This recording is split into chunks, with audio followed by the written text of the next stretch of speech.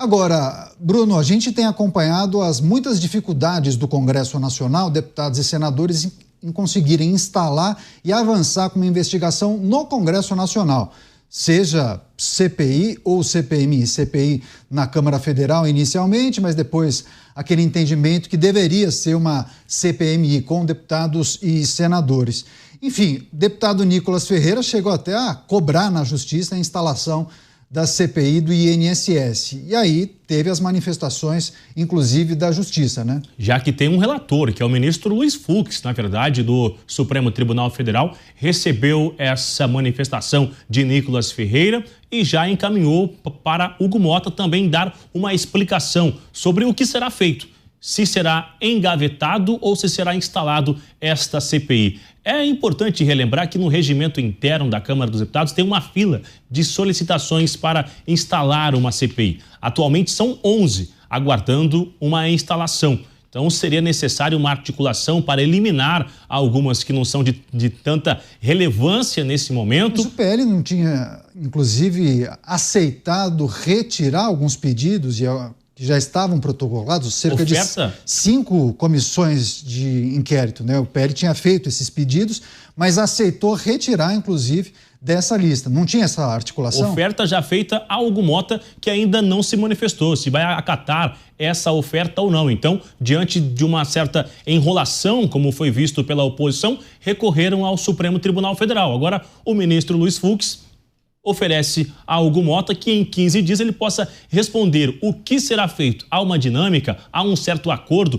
entre os aliados do governo e a oposição. No mesmo documento, o ministro Luiz Fux também cita a AGU, a Advocacia Geral da União. Se tiver interesse em acabar entrando nesta ação, que também em 15 dias envie uma manifestação sobre o que deverá ser feito. Então, esse caso agora, ele chega no Supremo Tribunal Federal. E aí, só para a gente finalizar, até agora esse caso estava nas mãos dos investigadores da Polícia Federal. Quando eles viram que tinham gente do Congresso, deputado e senadores, se começassem a atuar diretamente, o caso seria removido da Polícia Federal e iria direto para o Supremo. Então, esse caso, ele está avançando nas mãos da Polícia Federal, mas quando chegar a denúncia de fato, ou se um depoimento de um senador for comprovado, ele vira então investigado e o caso será remetido para o STF, o que vai complicar ainda mais, levando até a quebra de sigilos. Tá certo. Bruno Pinheiro aqui com a gente, trazendo as informações que ele conseguiu apurar nas últimas horas. Certamente ele vai voltar, não somente nos Pingos nos Is, como em toda a programação, trazendo a atualização desse episódio, porque as informações não param de chegar. Ele está organizando todos os detalhes e vai trazer também novas informações daqui a pouco no Jornal Jovem Pan. Então vocês são os nossos convidados para prestigiar o jornalismo da Jovem Pan News. Bruno, muito obrigado, viu? Grande abraço a você. Seguimos em contato. Qualquer novidade e informação, por favor, prioridade aqui, jornalismo da Jovem Pan. A gente se encontra. Um abraço. Seguimos com as análises e debates e reflexões com os nossos comentaristas. Vou passar para o Luiz Felipe Dávila. Inclusive, essas discussões em torno das comissões de inquérito, seja de forma mista com deputados e senadores, ou então somente com deputados, há uma grande expectativa para a instalação e o início dessas investigações, só que agora muitos se questionam, né? Muitas pessoas questionam se isso vai avançar ou não, porque se o esquema envolve tantos políticos de tantas siglas, isso respingaria em muita gente, né? E aí, obviamente, tem cacique partidário que fala, olha, isso vai ser um problema para a gente, vamos tentar nos afastar disso. Tem esse aspecto que precisa ser destacado, né, Dávila? Caniato, só que tem um problema. Tem uma outra coisa que chama-se opinião pública. Hoje mesmo saiu uma pesquisa dizendo que o maior problema para os brasileiros é a corrupção. Ou seja, quando os brasileiros elegem a corrupção como o maior problema, elas não vão tirar o olho do noticiário. E, portanto, essa história de tentar varrer o escândalo do INSS para debaixo do tapete não vai colar, porque hoje é a maior preocupação da sociedade. Então, a pressão da opinião pública vai ser intensa, constante, e por isso vão ter de apurar a fundo. Afinal de contas, toda família tem um aposentado, e esse aposentado recebe benefícios do INSS. e esses benefícios foram roubados. Por isso, ninguém vai deixar esfriar esse assunto não, Caniato. Este é um assunto que se tornou prioridade, preocupação número 1 dos brasileiros. E isso faz muito bem, mostra a maturidade da sociedade civil se mobilizando e dizendo: basta de escândalo de corrupção, basta de picaretas que roubam o povo brasileiro, que assaltam o bolso dos velhinhos, que assaltam o bolso do contribuinte toda vez. E quando não estão assaltando por meio de esquema, estão assaltando querendo aumentar mais imposto e aí fazer com que o brasileiro pague a carga tributária mais alta entre os países emergentes. É a sociedade dando um basta para esses esquemas perversos. Pois é, a notícia em destaque: deputado Nicolas Ferreira acionou a justiça para exigir a instalação da CPI do INSS para apurar as fraudes no INSS nos benefícios de aposentados e pensionistas. E aí, agora, o Judiciário cobra o presidente da Câmara Federal, Hugo Mota. Quer uma explicação de que por qual razão não houve a instalação, já que os deputados conseguiram o número suficiente de assinaturas para a instalação desse colegiado. Enfim, são vários aspectos que a gente precisa destacar. Inclusive, eu vou passar para o Cristiano Beraldo, que tem um detalhe que a gente precisa refletir. Eu só vou receber o pessoal da rádio, viu, Beraldo? Já passo para você. Programas Pingos nos Is, seja bem-vindo, você que acompanha a programação da Jovem Pan News nas emissoras de rádio, as muitas emissoras de rádio espalhadas por todo o território nacional. Aqui a CPI do INSS em destaque, o Judiciário cobrando explicações de Hugo Mota, justamente para explicar por qual razão o colegiado não foi instalado, já que o número de assinaturas foi alcançado pelos deputados, principalmente da oposição. Agora, Beraldo, com esses nomes de políticos vindo à tona, quais devem ser as consequências para o Congresso Nacional, olhando para a possibilidade de uma investigação como essa? A agenda política certamente será alterada a partir do momento que uma CPI ou CPMI seja instalada. O que a gente deve projetar?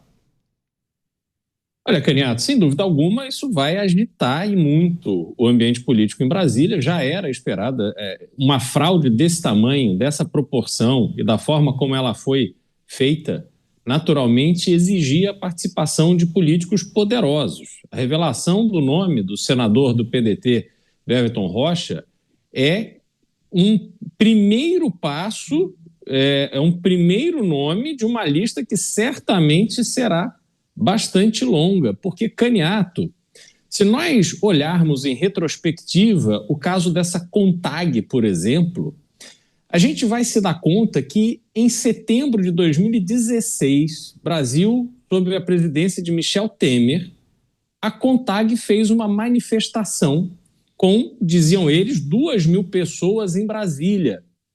Havia um acampamento na porta do INCA e fizeram uma manifestação na Praça dos Três Poderes, invadindo o Ministério do Planejamento.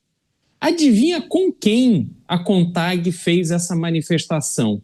Quem estava ali em parceria com a CONTAG para invadir um prédio público enquanto hasteavam faixas de Fora Temer, querendo tirar à força o presidente da República que estava legitimamente no poder? O MST, Caniato. CONTAG e MST são parceiros na baderna que promovem no país. Agora a gente começa a descobrir como é que essas entidades são financiadas, como é que elas se fortalecem. Usam essa historinha de vender arroz orgânico, parecendo que são multinacional dos grãos, mas na verdade estão utilizando dinheiro, ao que parece, segundo as denúncias, segundo as informações que temos até aqui, parece que tiram dinheiro dos aposentados para financiar as suas atividades arruaceiras. Portanto, essa investigação no âmbito do Congresso Nacional certamente vai trazer à tona o nome de muita gente que está envolvida e vai revelar muitas verdades para o Brasil. Essa CPMI é urgente, extremamente necessária. Você, Mota, a CPI ou CPMI a caminho, mas também muito parlamentar e dirigente partidário de cabelo em pé, né? Poxa, será que Nomes ligados ao nosso grupo serão divulgados? Será que tem alguma coisa que possa nos comprometer nas próximas agendas, nos próximos projetos ou até nas eleições de 26? Eu acho que deve ter muita gente de cabelo em pé, Canhato, no Congresso Nacional, no meio político, no meio financeiro, porque afinal consignado envolve empresas financeiras, não é isso? Do mercado financeiro. Eu acho que só os advogados devem estar felizes. Deve ter muito advogado comemorando aí os fluxos de novos negócios que virá por aí. Ou não, viu, Mota? Tem escritório sendo citado aí que pode arrumar um problemão para a cabeça, mas isso a gente deixa para um outro momento. Desculpa, Mota. Não, mas esse problemão, Canhato, sempre tem uma solução, né? E aí vem o meu toque de pessimismo, de ceticismo. Eu acho que quanto mais se identifica a presença de peixes grandes nesse escândalo, menos provável é que essa rede seja trazida para a praia, para a gente ver quem está lá dentro, né? Acho que aumenta mais a probabilidade da rede se romper e dos peixões saírem nadando por aí. Eu acho muito difícil que um processo como esse seja resolvido, uma investigação como essa primeiro, né? É uma investigação que ainda precisa ser completada, provavelmente vai ter inúmeras ramificações, quem sabe até onde ela vai levar. Depois isso vai virar um processo ou vários processos, e aí sabe-se lá quanto tempo isso vai levar. Então, essas descobertas de peixes grandes não me deixam animado. Eu não fico feliz com isso, não, porque eu acho que isso reduz a probabilidade, que nunca foi alta, na minha opinião, de que essas pessoas realmente tenham algum tipo de punição e que a gente, pelo menos, tenha uma ideia do que está acontecendo. Você vê, todo dia aqui são elementos novos que surgem. E como o Dávila sempre lembra, são dois assuntos distintos. Uma coisa são os descontos indevidos. Outra coisa, muito mais explosiva, muito mais complicada, são os consignados. E essa informação aí da possível existência de consignados fake, você imagina a perversidade de quem montou um esquema como esse. Vocês entraram no contra-cheque de um aposentado e começar a descontar pagamentos de um empréstimo que nunca foi feito. E aí a gente fica pensando, né? Como é que isso é possível num país onde tudo é regulamentado à exaustão? Agora o governo está com essa obsessão de regulamentar as redes sociais. Regulamenta os descontos dos aposentados. Regulamenta essa máfia de consignado. Como é que se permite isso? Como é que um governo de um país onde isso acontece arranja tempo, energia e cara de pau para falar em regulamentar a rede social? Esse é um ponto crucial também para a gente debater. Dávila, claro que é preciso ter muita cautela, cuidado, a gente vai aguardar o avanço das investigações, nomes podem ser citados, mas isso nesse momento não quer dizer muita coisa, a gente vai aguardar, na verdade, a comprovação ou pelo menos a manifestação das defesas. É preciso dar tempo ao tempo, mas como bem disse o Mota, é tempo também e é urgente, é algo que tem que ser feito para ontem, que os responsáveis por esses dispositivos, descontos, empréstimos consignados, que isso seja mudado para já, né? É preciso criar uma sistemática segura justamente para não expor os nossos aposentados e pensionistas. Se tem que mudar alguma coisa, é justamente a possibilidade de você fraudar o INSS e surrupiar dinheiro de aposentados e pensionistas, né? E eu acho que, como medida emergencial, não tem que inventar a roda. É proibir, ponto final. Não tem que... Nem sei se a biometria, nesse caso, vai ajudar, sinceramente, viu, Dávila? Eu sei que você é um entusiasta das novas tecnologias, mas eu nem sei se nós temos capacidade de montar um sistema que seja 100% seguro para aposentados e pensionistas. Canhato, é uma longa tarefa. Evidentemente, para fazer um sistema de biometria funcionar, vai precisar unificar esses bancos de dados, cruzar bancos de dados. Não é uma coisa simples, não é apenas, né, falar, vou tirar a impressão digital, colocar a biometria que resolve. Não é assim. É uma coisa muito complexa. Eu levantei esse dado importante. Na Índia, demorou 4 anos para fazer essa biometria, unificando todos os bancos de dados para coletar a biometria de todo mundo, né? Então, assim, não é uma coisa simples, mas é uma coisa que precisa estar no radar, porque senão não sai do papel e aí nós vamos continuar tendo esses sistemas, parece um queijo suíço, cheio de buraco, né? Mas eu queria tocar num ponto aqui que me intriga, escutando o Bruno Pinheiro, os meus colegas, é o seguinte: você pode até ter um fraudador que tenta apagar os arquivos para não deixar rastro desse desvio do dinheiro do consignado. Mas certamente é o setor mais regulamentado da economia brasileira, é o setor financeiro. Então, esse desconto foi tirado de uma conta bancária e transferido. Vai ver que você não... Mas você tem que saber, você começa a rastrear de onde é que saiu. Porque esse aposentado, por exemplo, tem uma conta no Banco do Brasil, foi descontado. Vai ver que apagou o arquivo lá, mas se você começar a cruzar dados, você vai ver que esse dinheiro saiu dessa conta e foi para uma conta X. Isso dá para fazer. Então precisa começar a usar esse cruzamento de dados. Certamente qualquer transação financeira feita por meio do sistema bancário está lá registrada, mesmo que se apague do outro lado.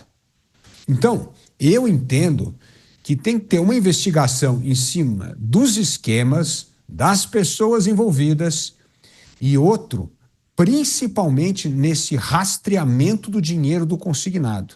Isso aí não dá para esconder. Do desconto, da transferência, não, isso aí tem que ir atrás. Eu acho que é algo fundamental, não só para a nossa imprensa, como para a Polícia Federal, Receita Federal. Tem que entrar todo mundo nesse jogo, começar a cruzar dados. Porque certamente dinheiro de consignado, Caniato, não é dinheiro vivo que você está no bolso, que você dá para alguém e ninguém sabe onde é que está. Essa transação foi feita e está registrada em algum lugar, mesmo que você apagou o arquivo de quem foi o receptor final. Então, é muito importante a Polícia Federal trabalhar junto com o Banco Central, com Receita Federal, para poder seguir o dinheiro.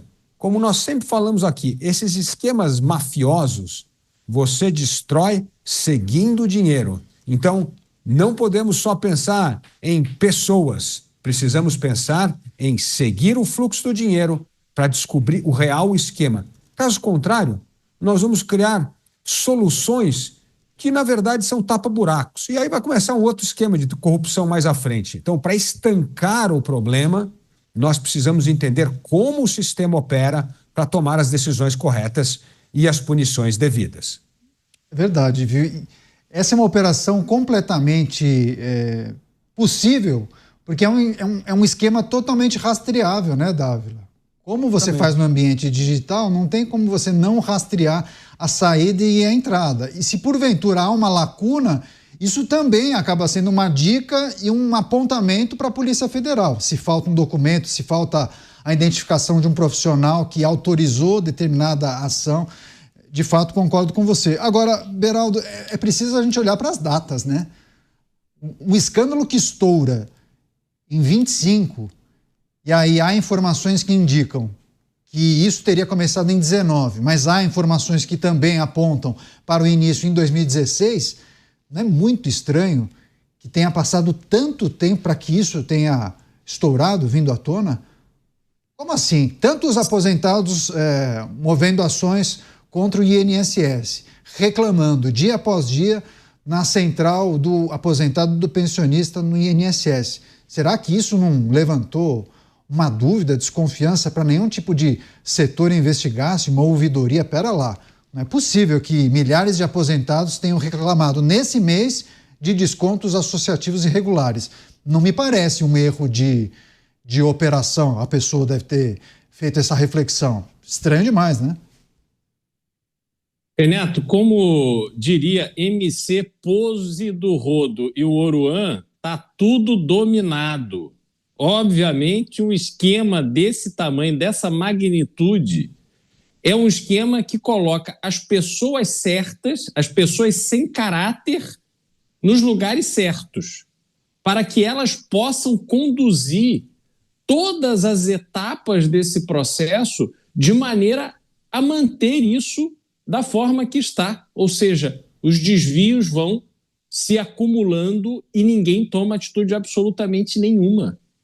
Eles estão ali há anos, ao que parece, mais de uma década, fugindo da obrigação de ter que tomar uma atitude. É isso que acontecia. Porque as reclamações, obviamente, elas vinham. Estamos falando de milhões de pessoas. A grande maioria, certamente, não vai ali no detalhe de saber, mas eu autorizei esse R$10, esse R$20, esse R$5, o que é isso, o que não é? Esse consignado aqui, até porque a gente tem um outro aspecto, faziam um consignado fake, mas o dinheiro era emprestado ou não era? Era acreditado na conta do aposentado ou era desviado para uma outra conta e o aposentado só ficava com a obrigação do pagamento?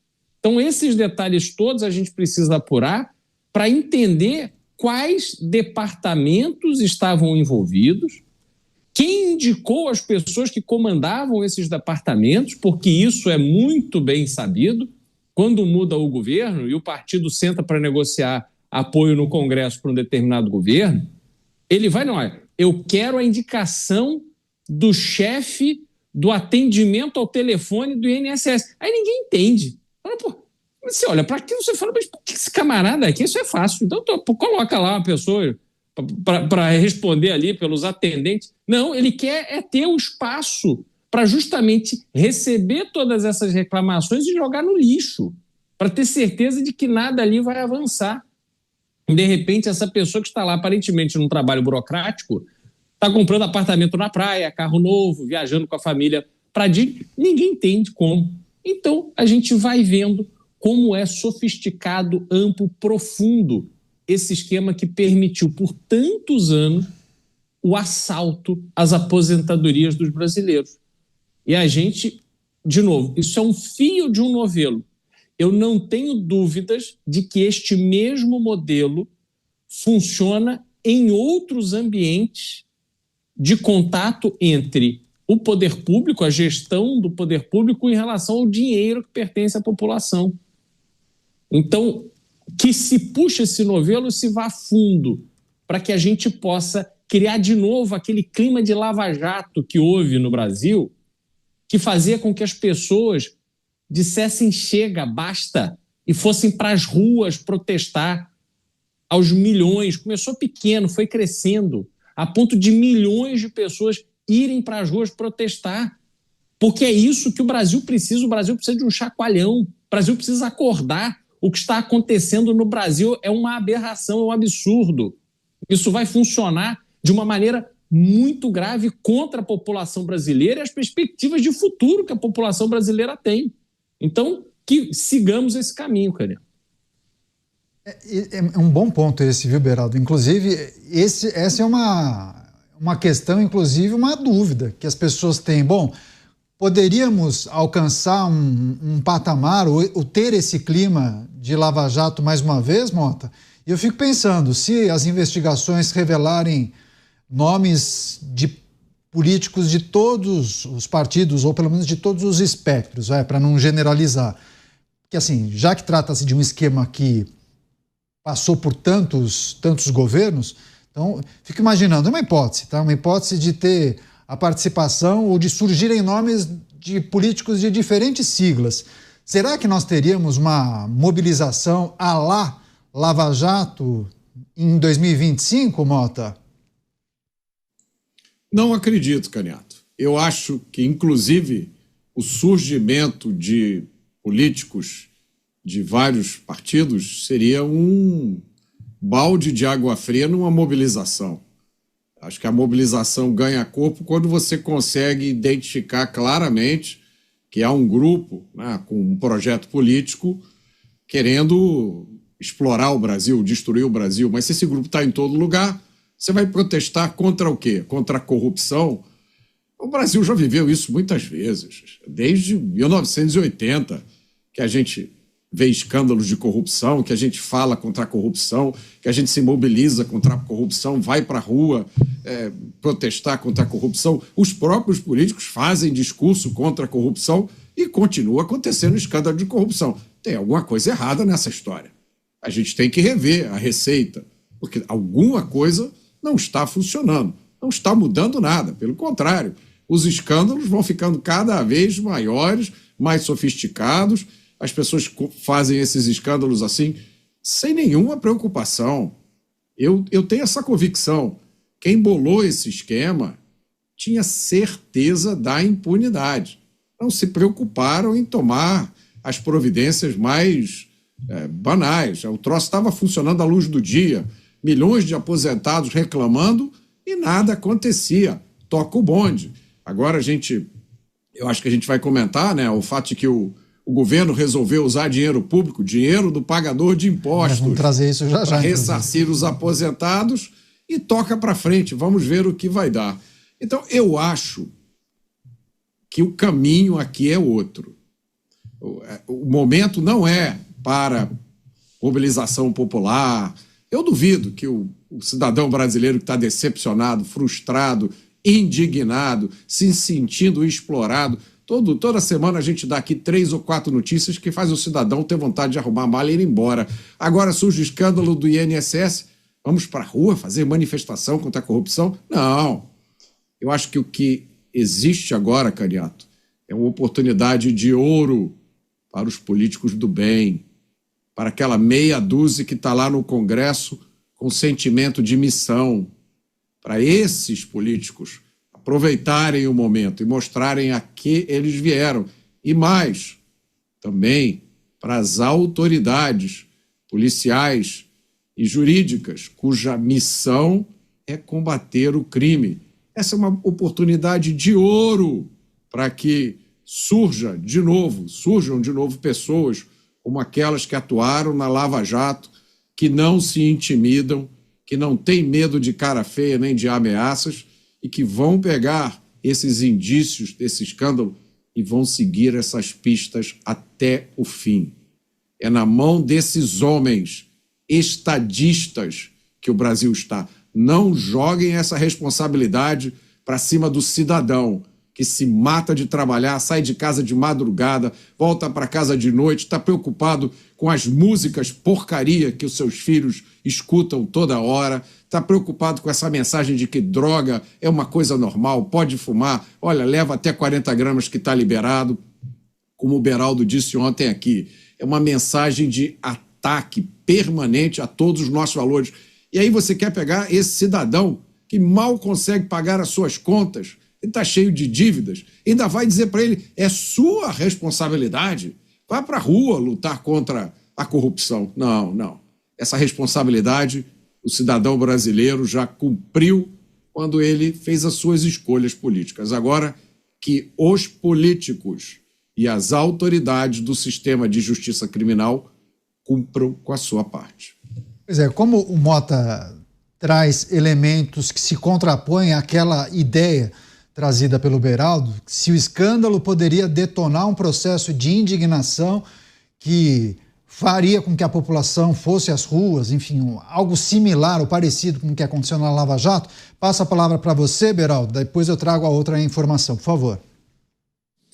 Não, eu acho o Mota está pessimista em relação a essa reação da população, que não é um sentimento de obrigação, não é a transferência para a população da responsabilidade para tomar uma atitude. Mas, na minha visão, os absurdos detalhados que serão revelados a partir de uma investigação séria, com a participação desses políticos sérios de oposição que o Mota citou, pode ou tende a despertar na população essa vontade, de novo, de ir para a rua para expressar o seu descontentamento. Quando a própria Jovem Pan faz uma campanha do basta, é óbvio que não é uma campanha estimulando as pessoas a pegarem as armas e saírem na rua matando uns aos outros. É bandido, acho que é bandido. Não é isso. Mas é que as pessoas estão de tal forma angustiadas e pressionadas que chega um momento onde você tem que dizer basta. você tem que falar, você tem que protestar, você tem que colocar para fora esse sentimento amargurado que todo brasileiro carrega, justamente, Mota, porque está endividado, justamente porque vê a sua família sendo ameaçada a todo momento, justamente porque vive com medo, justamente porque o dinheiro já não dá mais para bancar a vida que sempre teve com a sua família. Isso tudo acontecendo, essa pressão toda sendo recebida pela população, enquanto esses que são eleitos para representar a população estão se ocupando há décadas de arquitetar uma trama para roubar aposentados e financiar essas organizações, ao que parece, que são organizações que atrapalham o Brasil, prejudicam o Brasil, mas alimentam o voto da esquerda. É nesse aspecto que eu acho que existe a possibilidade da população espontaneamente querer colocar para fora esse sentimento de amargura.